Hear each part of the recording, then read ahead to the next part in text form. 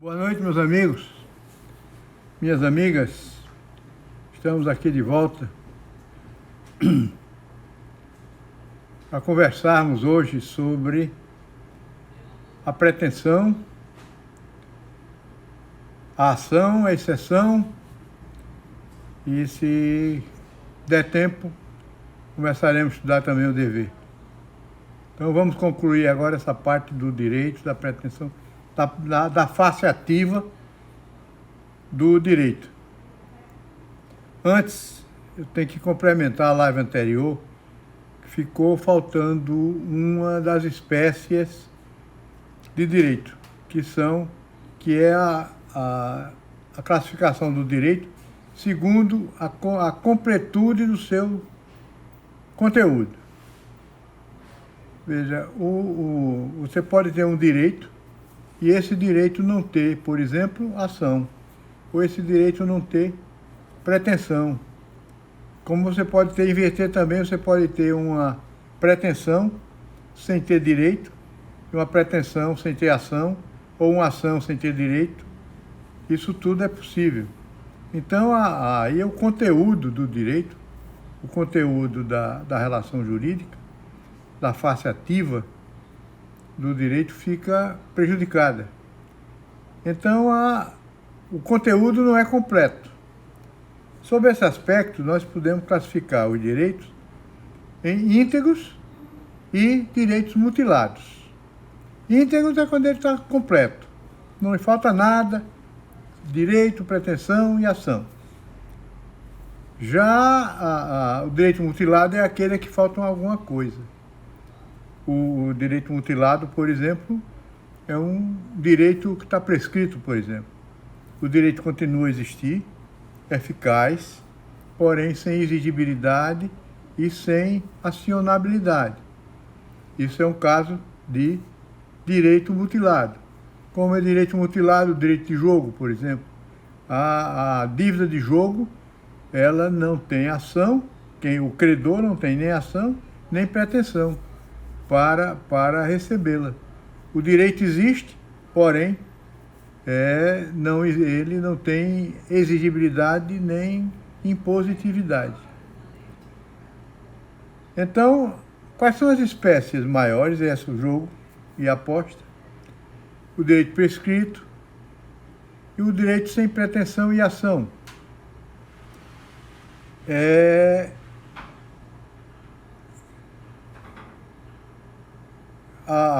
O típico desse direito é o direito prescrito, porque, de acordo com o Código Civil, ninguém pode repetir aquilo que pagou por direito prescrito. E então isso demonstra que o direito prescrito existe e que o pagamento é bem feito. Por isso não tem repetição, não tem devolução.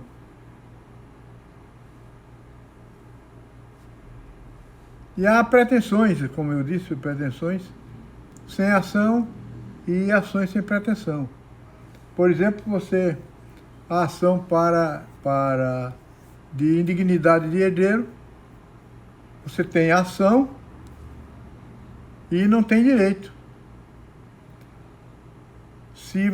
Pode ser que você consiga, que seja declarada a indignidade daquele herdeiro, mas aquela cota do herdeiro não vem para você, porque você não tem direito a ela, você concorre igualmente com os demais. Você tem a ação popular, o habeas corpus em favor de terceiros. Todas essas ações são ações sem direito. Você não tem o direito que está pleiteando na ação.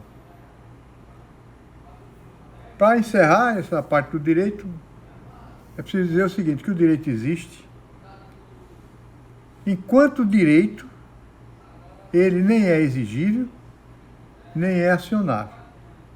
Ele não pode ser exigido do devedor. Isso quer dizer o seguinte, que ele existe em potência. Impotência, no sentido aristotélico, de falta de atuação, de exigibilidade. A mesma coisa o dever. O dever existe também em potência.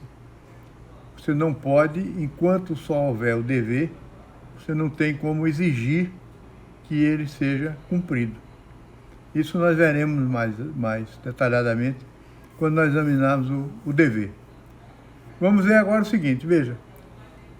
O direito, em geral, há aquelas exceções que eu mostrei dos direitos mutilados. Em geral, o direito, ele, quando se torna exigível, esse direito, ele se chama de pretensão. Ele se reveste da pretensão. Ele se potencializa com a pretensão. E a pretensão é a fase de exigibilidade do direito. A essa do lado ativo corresponde do lado passivo à obrigação. A obrigação passa a ser, é o dever que passa a ser exigível e pode ser exigido. Então, a pretensão, ela é aquele momento, a partir dali, que o direito se torna exigível. O conteúdo da pretensão é o mesmo conteúdo do direito, porque ela, na verdade, é o direito potencializado com exigibilidade. Pretensão é uma categoria jurídica, essa pretensão do que nós estamos falando. Pretensão de direito material, uma categoria jurídica. Portanto, não é aquilo que você quer. Eu pretendo ser advogado, eu pretendo ser médico, eu pretendo ser vaqueiro. Não é isso. Não é aquilo que você pretende, que você almeja. Mas, na verdade, é uma categoria jurídica específica, que tem o mesmo conteúdo e a mesma natureza do direito. Portanto, a classificação em direito absoluto e direito relativo se aplica exatamente à pretensão. As pretensões de direito relativo são aquelas que nascem dentro de uma relação jurídica de direito relativo. Portanto, é uma pretensão dirigida a alguém especificamente. A tem a pretensão de que B faça isso. Então, essa é uma pretensão relativa. Veja bem, essa pretensão relativa, em geral, ela se dirige àquele objeto da relação jurídica. O fazer, o não fazer, quando ela é relativa, né? O dar, ou então quando ela tem como um dos polos da relação. Ela tem o alter, então ela vai exigir de qualquer um que cumpra aquilo. Em geral, quando a pretensão é de direito absoluto, o dever e a obrigação que corresponde a essa pretensão, esse dever e essa obrigação em que ela se transforma, ele é de direito absoluto e se dirige a qualquer um, e o fundamento dele é a abstenção. Em geral, esses direitos absolutos são todos direitos a respeitar aquela pretensão. Em geral, os direitos já nascem com pretensão, na maioria dos casos. Mas pode ocorrer que não aconteça isso, que a pretensão nasça depois de que se realize aquele fato. Então vamos ver aqui uma coisa. Se você vai na Caixa Econômica e toma um empréstimo de R$10.000 para pagar no dia 10 de dezembro da agora, na hora que você formalizou o empréstimo, até 10 de dezembro, a Caixa Econômica tem o direito àquele pagamento, mas não pode exigir de você aquele pagamento. Correlativamente, você tem o dever de, no dia 10, pagar a Caixa Econômica. Mas você pode, inclusive, antecipar o pagamento, mas você não tem nenhuma obrigação de pagar antes disso. E pode ocorrer até que, por força do negócio jurídico que você fez, não possa haver o adiantamento do pagamento. Estabeleça-se que o pagamento tem que ser feito naquele dia e que não pode haver a antecipação. Pode ser do interesse do credor que aquilo não seja antecipado, aquele cumprimento de obrigação. Então, vejam bem, a pretensão, quando ela é desrespeitada, quando ela é violada, então nasce a ação. A ação, meus amigos, é essa que eu estou falando, é a ação de direito material. Esse tema da ação é um tema extremamente complicado e extremamente controverso. Controverso por quê? Porque há uma confusão terminológica do tamanho de um bonde. Veja que a ação, ela é a fase de impositividade do direito. A pretensão, fase da exigibilidade, e a ação, fase da imposição do direito, que você pode impor o seu direito ao devedor, inclusive com expropriação de bens e outras medidas coercitivas para cumprimento dela. Então, mas esse tema da ação vem de uma imprecisão terminológica muito grande.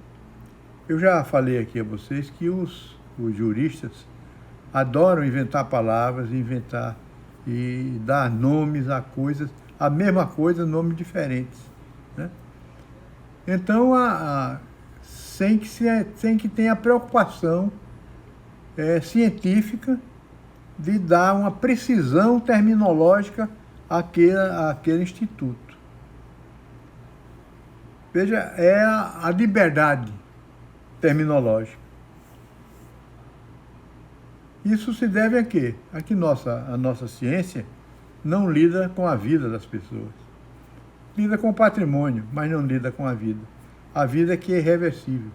Então, a medicina, as ciências exatas, já são ditas exatas porque fazem questão dessa precisão, mas as ciências da saúde, por exemplo, não podem ter essa liberdade de chamar um remédio, uma doença, de outra coisa, uma substância, dar outro nome à substância.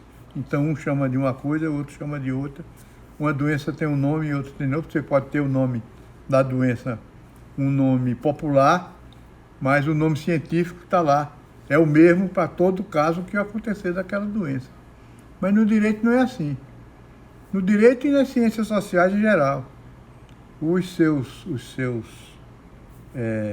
operadores, eles se sentem na liberdade de fazer o que acham conveniente e dizer o que acham conveniente. Mas nós temos de entender, e isso é o grande valor da teoria do Ponte de Miranda, da teoria do fato jurídico, é da precisão terminológica. Quando você lê o Tratado de Direito Privado, você vai ver que a palavra que ele usou na primeira página do livro com o nome, ele vai usar na última com o mesmo nome. Ele não vai mudar aquilo. Isso faz com que você saiba do que está tratando. Quando você diz uma determinada coisa, você sabe aquilo a que você está querendo se referir. Essa precisão terminológica é essencial para para a ciência. Mas, infelizmente, isso não acontece conosco. E nesse problema da ação, quando se fala em ação, a confusão é muito grande. Porque se usa essa palavra ação, o Mortara tem um livro de processo, um tratado de processo civil, em que ele lá diz que detectou mais de 40 significados da palavra ação. Eu não sei quais são esses 40, porque ele não disse quais são, e eu não consigo encontrar 40. Mas na minha ignorância, né? Não consigo chegar a esse ponto de encontrar esses 40 significados. Mas você tem pelo menos, assim, à primeira vista, 3 significados diferentes. A ação de direito material, que é essa que decorre do direito subjetivo, é uma ação que potencializa o direito subjetivo. Por isso se diz que é de direito material, porque o direito formal, ele apenas trata das formas processuais e não do conteúdo, que é o conteúdo que existe na ação do direito material, né? O segundo que a gente fala muito aí, está todo mundo falando nisso. Direito de ação. É porque eu tenho direito de ação, que a Constituição me assegura o direito de ação. Você tem direito de ação? Aí não. Aí você tem uma outra coisa, que os alemães chamaram de pretensão à tutela jurídica, a tutela do direito, Rechtsschutzanspruch. É uma palavra desse tamanho, ligadona toda, como o alemão costuma fazer, e que quer dizer Anspruch, é pretensão, é a tutela do direito. Rechts, direito, Schutz, tutela, e Anspruch, pretensão. Pretensão é a tutela do direito. Então, que é isso que se chama comumente de direito de ação.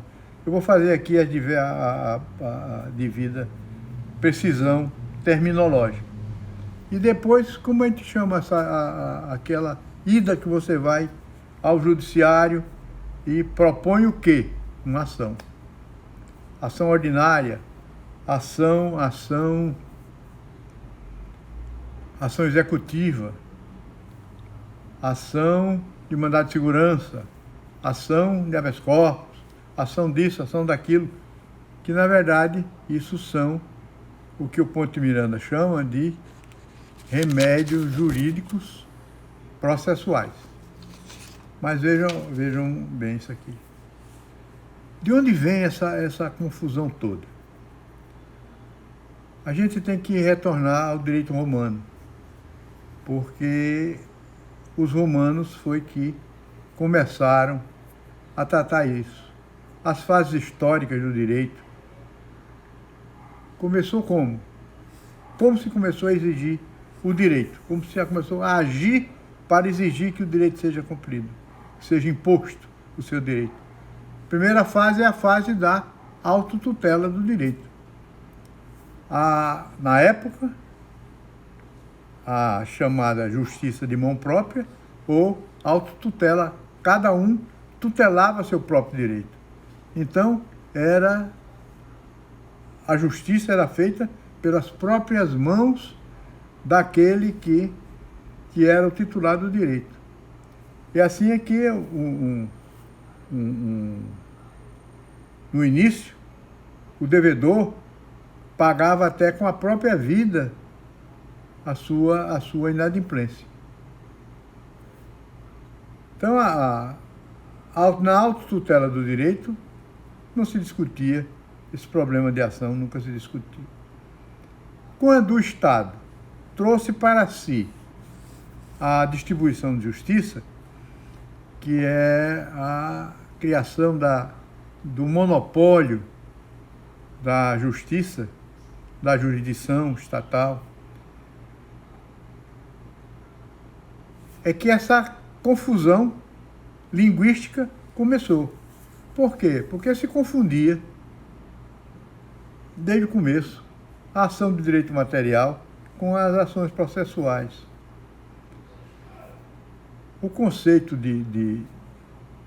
o Ponte Miranda, quando usa a palavra que se refere aos processos, aos remédios jurídicos processuais, ele usa ação entre aspas. Quando ele usa ação sem aspas, é que ele está falando na ação de direito material. Quem primeiro tentou dar fazer uma concepção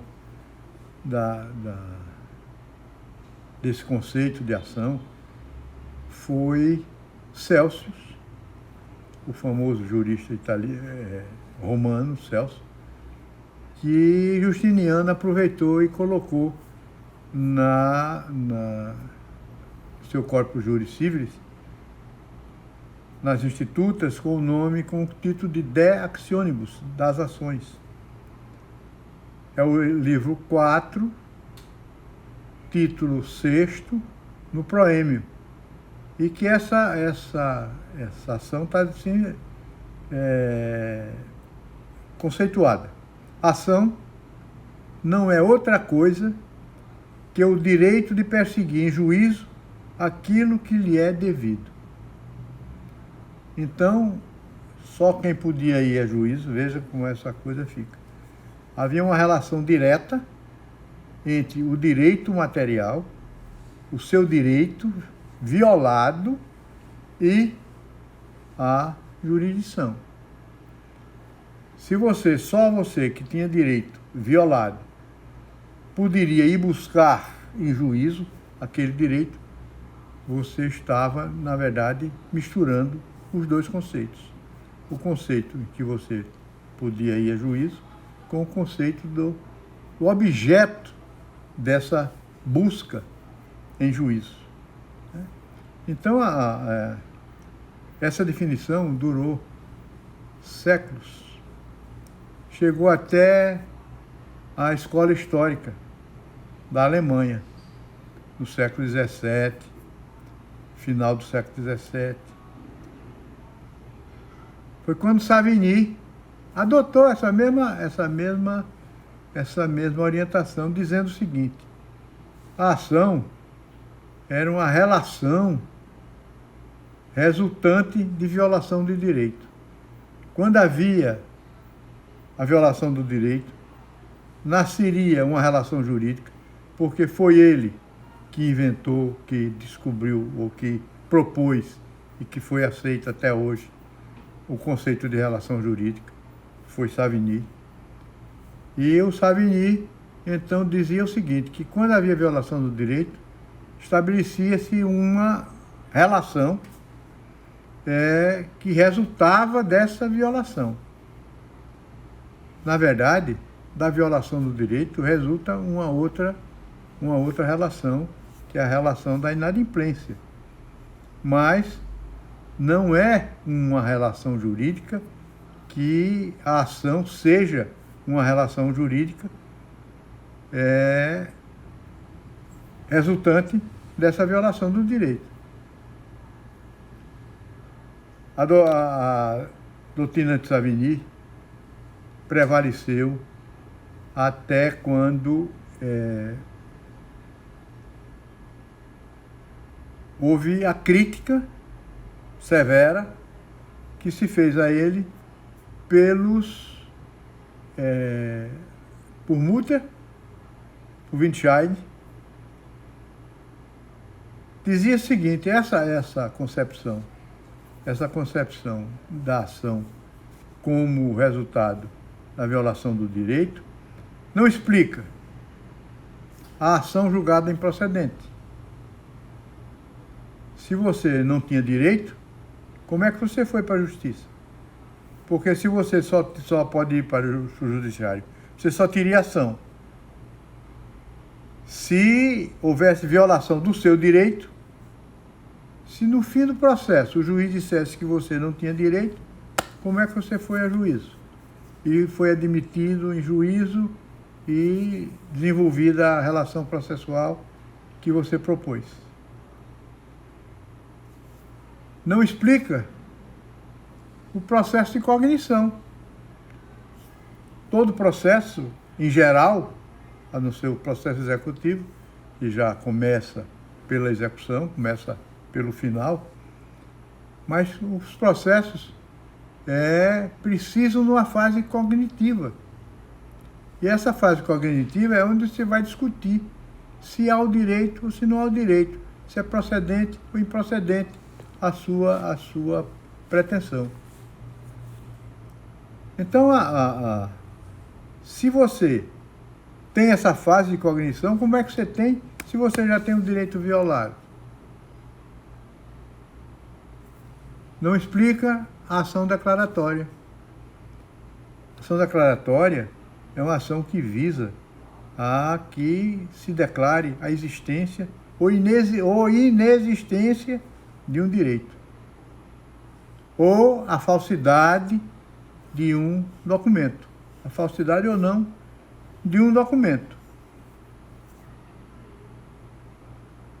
E, por último, não explica as ações constitutivas, aquelas ações em que a sua decisão é para constituir um direito de alguém. Então, essa crítica foi feita pelo Mutter, porque o Mutter foi o primeiro que disse que essa ação, o direito de ação, essa pretensão à tutela jurídica, que não se confunde com a ação de direito material, mas que é chamada de ação, de direito de ação, que aquilo era um direito público. Ele teve uma polêmica com o Windscheid, que era outro brilhantíssimo pandectista alemão, e o Mitter e o Windscheid. Nessa polêmica, o Mitter demonstrou que a relação jurídica processual era uma relação jurídica de direito público, e que aquilo era um direito público e não um direito privado, como se pensava, resultante do seu direito material. Esse é o primeiro passo para se demonstrar que a ação de direito material não é a mesma coisa que esse tal de direito de ação, que é uma terminologia equivocada. Direito de ação, você tem o direito à tutela do Estado, mas não o direito de ação. Esse direito de ação me parece que é uma linguagem totalmente inconsistente. Então, a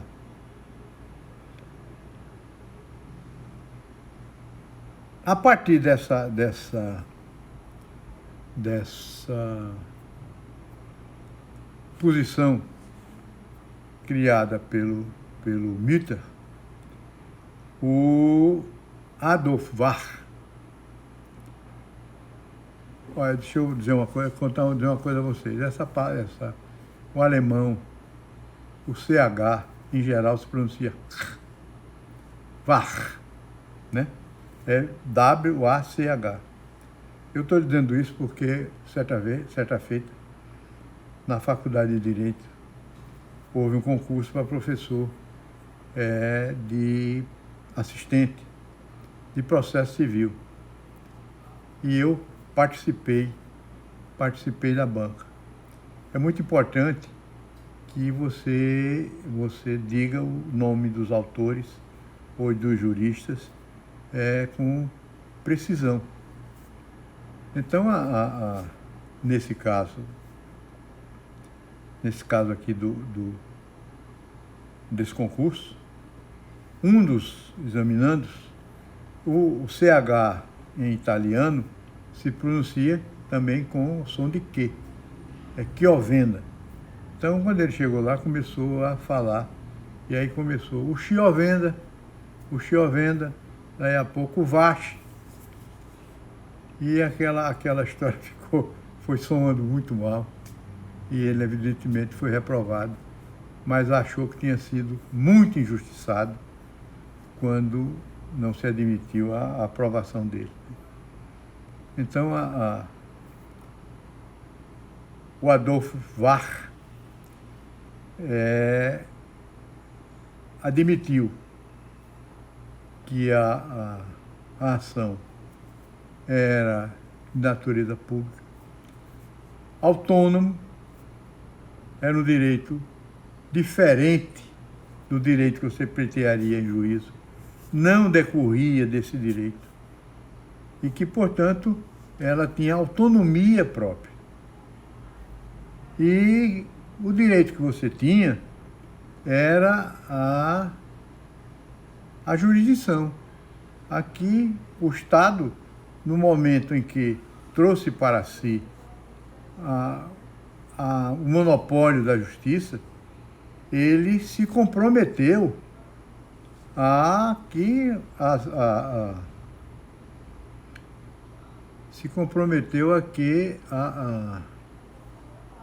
prestar essa jurisdição. É por isso que se diz assim, porque é o direito fundamental à jurisdição. O Ponte Miranda, que acha que os direitos fundamentais são anteriores às constituições, ele diz que isso vem do direito das gentes. Porque desde o momento em que o Estado trouxe para si essa distribuição da justiça, de realização da justiça, desde esse momento é que ele assumiu o compromisso, o dever, a obrigação de resolver os conflitos entre as pessoas. Sem qualquer relação com aquele direito que vai ser discutido. Ele recebe o pedido e vai apurar se efetivamente aquela pessoa tem o direito. Porque veja, quando você vai a juízo, como é que você faz a sua propositura da sua ação? Se, doutor juiz, eu tenho com fulano de tal uma relação jurídica. Nessa relação jurídica, ele se comprometeu a fazer isso. Ficamos com o direito e o dever, e esse direito e dever depois ele descumpriu essa minha pretensão. Eu pedi a ele que cumprisse a obrigação e ele não cumpriu. Então, eu estou pedindo, eu tenho ação para que exigir, impor a ele esse meu direito. Como eu não posso fazê-lo pessoalmente, peço a Vossa Excelência que faça isso. Em suma, numa linguagem bem simples, é isso que se pede. Então, essa ação, ela é objeto, a ação de direito material, ela é objeto daquele remédio jurídico processual que você está exercendo através de um direito que, diz o Ponte Miranda, que vem do direito das gentes. Porque pré-existe as constituições e pré-existe toda a organização, porque desde o momento em que o Estado assumiu o monopólio da justiça, ele assumiu essa obrigação de cumprir isso.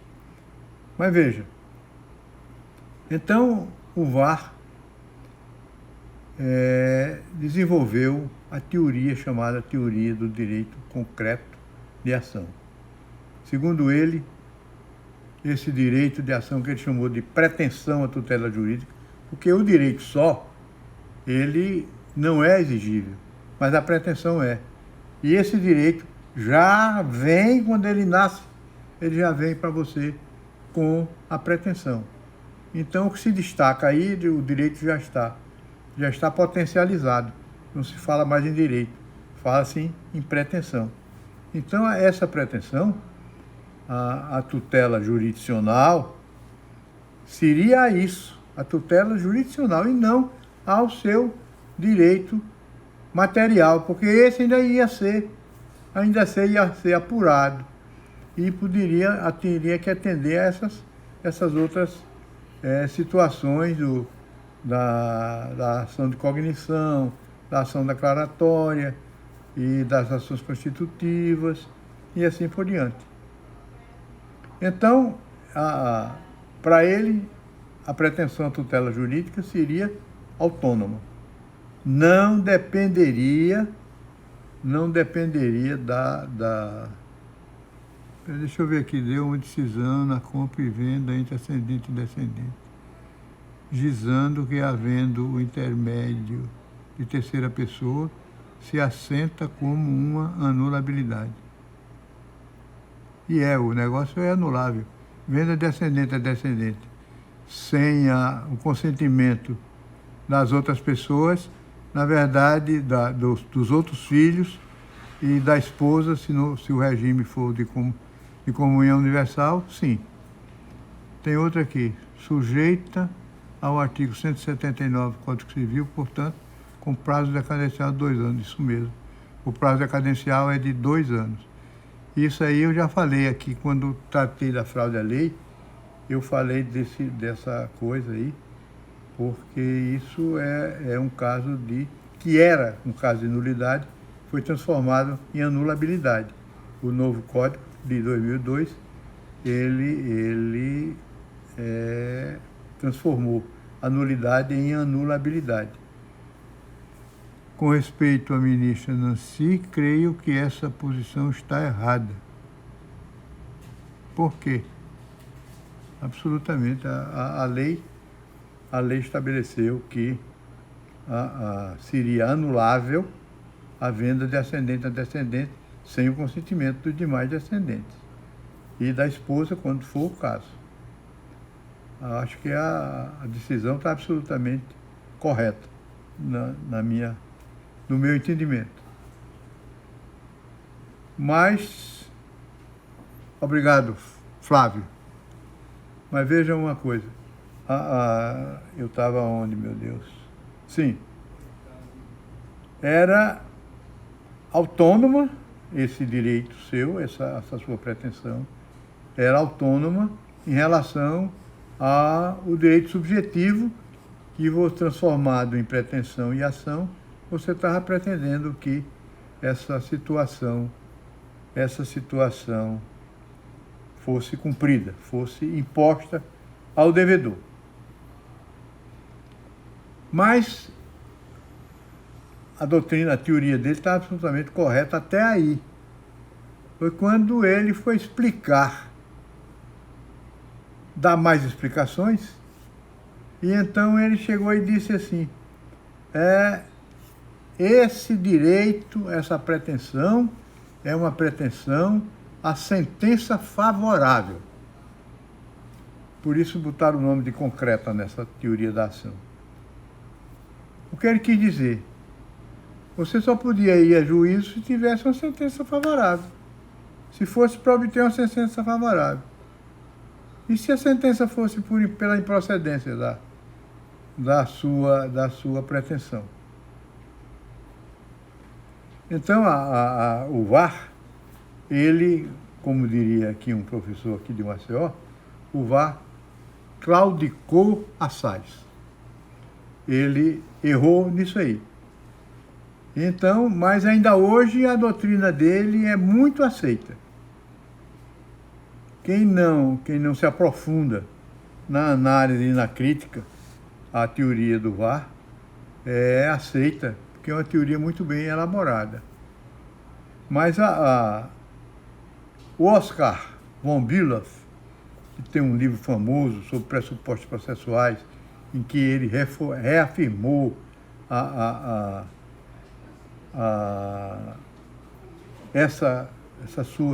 teoria da ação e autonomia do direito de ir à justiça em relação ao direito material, ao direito que você está pleiteando. O Oscar von Bülow, ele disse o seguinte, que o erro do VAR existiu, mas que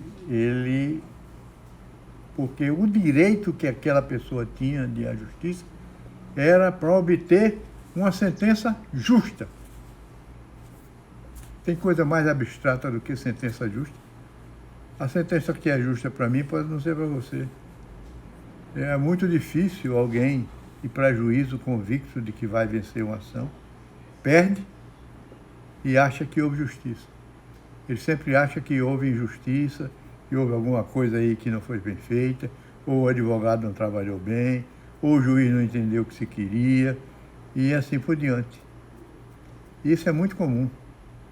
Então, a sentença justa é uma coisa que não se pode conceber. Então, essa concepção do von Bülow também não resolveu. Vieram os outros, Degenkolb e Plotz. Esses dois é uma coisa curiosa.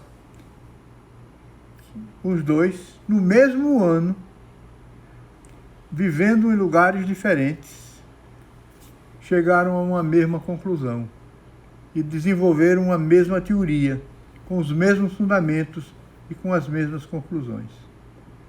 Então, o Degenkolb e o Plotz constituem uma ação que se chama teoria abstrata da ação, em que ele diz que, na verdade, aquela pretensão é uma pretensão autônoma e que não é uma pretensão a uma sentença nem favorável, nem uma sentença justa, mas a uma prestação jurisdicional, que o juiz decida aquilo que foi posto. Se é justo, se não é justo, se é favorável, se não é favorável, se ela é para declarar alguma coisa, ou constituir alguma coisa, ou para se afirmar alguma coisa, que essa sentença seria uma sentença igual às outras e, portanto, podia ser, não interessava se ela fosse favorável ou desfavorável, justa ou injusta, mas apenas que houvesse essa prestação. E essa é a teoria aceita mais, a meu ver, a mais significativa e a que melhor explica o fenômeno da pretensão à tutela jurídica. Agora, veja uma coisa, você diz assim, mas essa história aí é meio complicada, de pretensão, de direito, de ação, isso aí é tudo meio complicado. Veja vocês uma coisa. Um exemplo muito simples, ele pode fazer com que a gente entenda. Eu disse a vocês que, em geral, os direitos nascem com ação, com pretensão. Mas o direito pode nascer sem pretensão. O direito pode nascer sozinho, demorar muito tempo sozinho. Aí você vai me dizer, e a pretensão também, violada a pretensão, nasce a ação. Nem sempre, vai depender. E eu vou explicar a vocês dando um exemplo que me parece um exemplo bem simples de entendimento.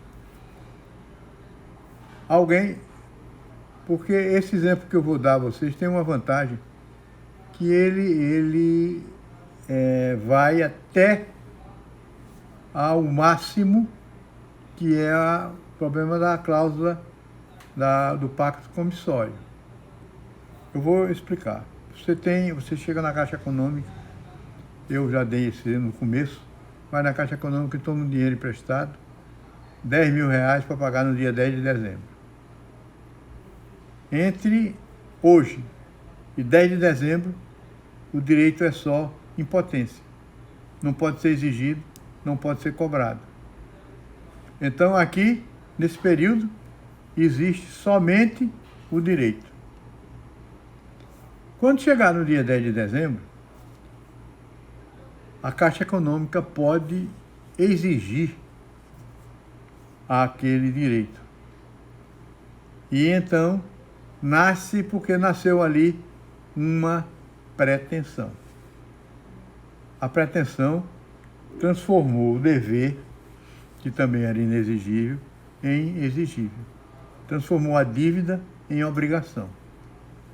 Então, essa obrigação deve ser cumprida. E deveria ser cumprida no dia do vencimento.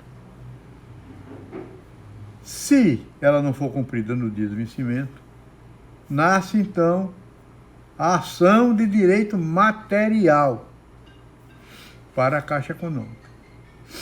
Essa ação, em geral, por outro canto, ela só pode ser exercida judicialmente, porque o monopólio da justiça ficou com o Estado. E o Estado, só em casos excepcionais, ele permite que a própria pessoa exerça a pretensão, a tutela jurídica e realize, imponha o seu direito. Então, Mas no caso da Caixa Econômica, existem exceções a essa regra da proibição da autotutela do direito. Por exemplo, o esforço pessoal imediato, a autodefesa pessoal, o pacto comissório quando permitido. O pacto comissório permitido é aquele que autoriza o credor de um bem empenhado a vender o bem, se não for paga a dívida, e se ressarcir daquilo ali. A Caixa Econômica, o serviço de penhor da Caixa Econômica, está autorizado, tem a fazer esse pacto comissório, e ele faz o pacto comissório. Toda vez que ele empenha um objeto de alguém em garantia de um empréstimo, nesse garantia de empréstimo está lá o pacto comissório. Então, vencida a dívida, a Caixa Econômica pode, em leilão, vender aquele bem, se pagar e creditar o saldo que houver ao dono do bem. Ou então, cobrar do dono do bem, se o leilão não deu para suprir, para pagar a dívida toda, ele pedir que cobrar a diferença do devedor. Aí você diz, mas aí a pretensão é exatamente com a ação? Nem sempre. Em geral é. Vencida a dívida, não cumprida a obrigação, nasce a ação. Mas é possível não acontecer. Existe uma figura no direito chamado pacto de non petendo. Pacto de não pedir, de não exigir. Então você pode estabelecer no contrato que, na hipótese de término de vencido o contrato, a pessoa ainda tem um certo tempo para fazer o pagamento sem as multas, sem as onerações que o inadimplemento, que a mora acarreta. Então, esse pacto de não petendo, isso é muito comum nos contratos de aluguel, em que o cara diz, o aluguel se vence no dia 30 de cada mês, mas o locatário poderá pagá-lo até o dia 10 do mês seguinte, sem nenhuma oneração. Esse é um pacto de não petendo. Nesse período, o direito é exigível, mas não é impositivo. A impositividade só vai existir se terminado o prazo de não petendo, que se chama também de prazo de graça. Isso era muito comum no direito comercial, por exemplo, de antigamente. Hoje, se faltar um dia, todas as multas, todas as correções, tudo do mundo cai em cima de você. Mas antigamente as coisas eram mais humanas, né? E você via que o próprio comércio mantinha essas regras de pacto de não petendo e assim por diante. E hoje ainda isso subsiste em vários contratos de aluguel. Mas então o pacto, vencido o pacto não petendo, aí nasce a ação. Você vê que ela pode nascer diferentemente. Em geral, nasce o direito com a pretensão. A ação só na violação. Então, depois disso, Então, eu espero ter explicado como é que isso se desenvolve. O direito, a pretensão e a ação, que são coisas diferentes e que são graus, vamos dizer assim, graus da força do direito, da eficácia do direito, da força da eficácia dele, ou da sua efetividade, da possibilidade de efetividade. Bom, então a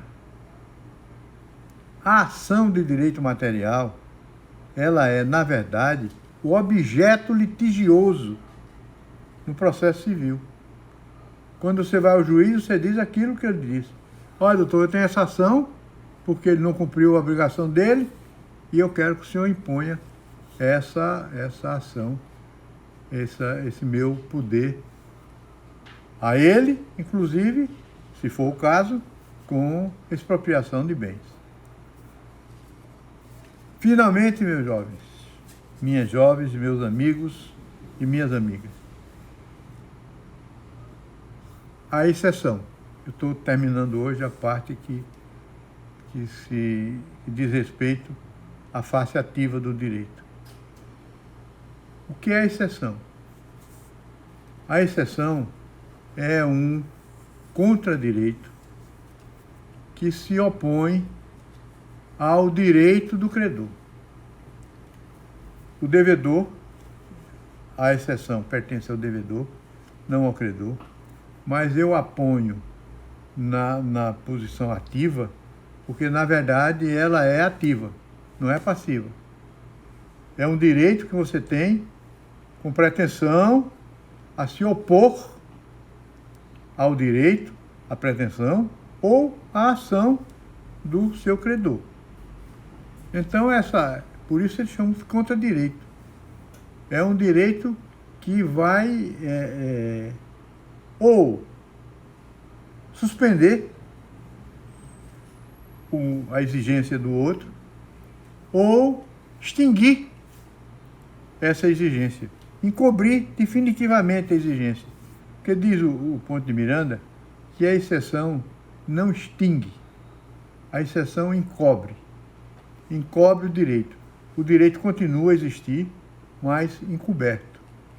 E quando se encobre ele definitivamente, para mim, houve uma extinção. Mas não é a linguagem do nosso mestre Ponte de Miranda. Mas veja, a exceção, ela é então esse direito que tem o devedor de se opor à ação, à pretensão ou ao direito do credor.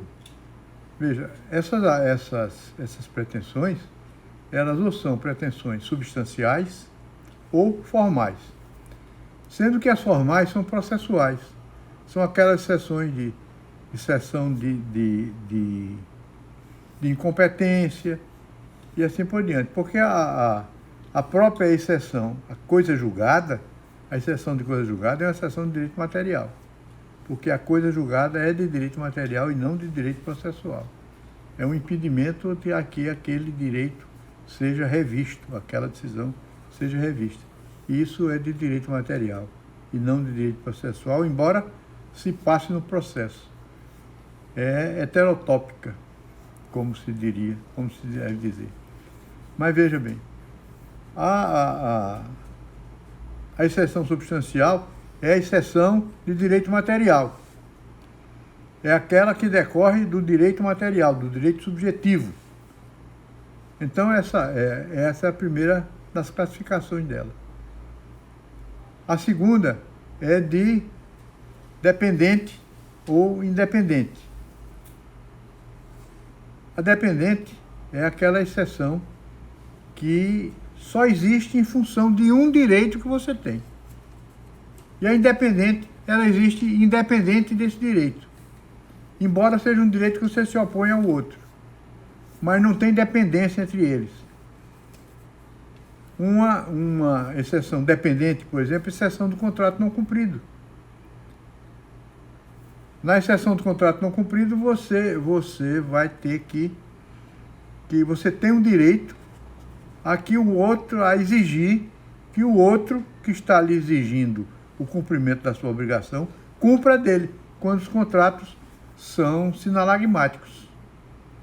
Então, se as prestações são simultâneas, um não pode exigir do outro o cumprimento da obrigação sem cumprir a dele. E o devedor a quem se exige esse cumprimento, ele opõe à exceção de contrato não cumprido, que pode ser exceção não cumprida totalmente, né? Que é a exception non adimplent contractus, e a exceção de contrato não cumprido satisfatoriamente, a exception non rite adimplent contractus. Então essa é a típica exceção dependente. Já extinto o direito, extingue-se a exceção. Já a independente, não precisa que haja extinção do direito. A prescrição, a exceção de prescrição, por exemplo, ela não tem nenhuma relação com o direito que você está discutindo, mas ela existe por si e em si, por isso ela é independente. A exceção, por exemplo, de retenção é uma exceção dependente, porque está ligada àquele seu direito possessório. Já a exceção de benfeitorias é independente, porque não precisa que você tenha um direito que lhe assegure aquilo. A outra classificação é em pessoal e impessoal. A pessoal é aquela relativa. É uma que você só pode cobrar daquela pessoa. Então, é pessoal por isso. Pessoal é o excepto, aquele contra quem você opõe a exceção. Toda relação jurídica de direito relativo, as exceções são relativas, são exceções pessoais. Toda exceção de direito real, ou de direito de personalidade, todos eles, como redecorre de um direito absoluto, que é um direito contra todos, erga omnes, ela é impessoal. Então você pode alegar contra A, contra B, contra C, contra D, contra quem for. Então essa é a outra classificação das exceções. As exceções são diferentes da defesa. Na defesa você defende negando o direito do outro.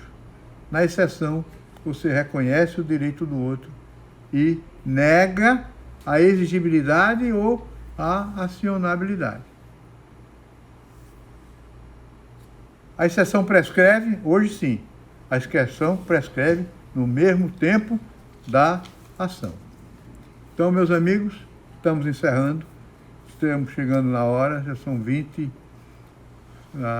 horas e 59 minutos, infelizmente. Na próxima semana nós veremos a face passiva da relação jurídica, que são os deveres, as obrigações e as situações de acionado e de exceptuado. Obrigado mais uma vez. Quarta-feira, se Deus quiser, nós estaremos aqui de volta. Boa noite.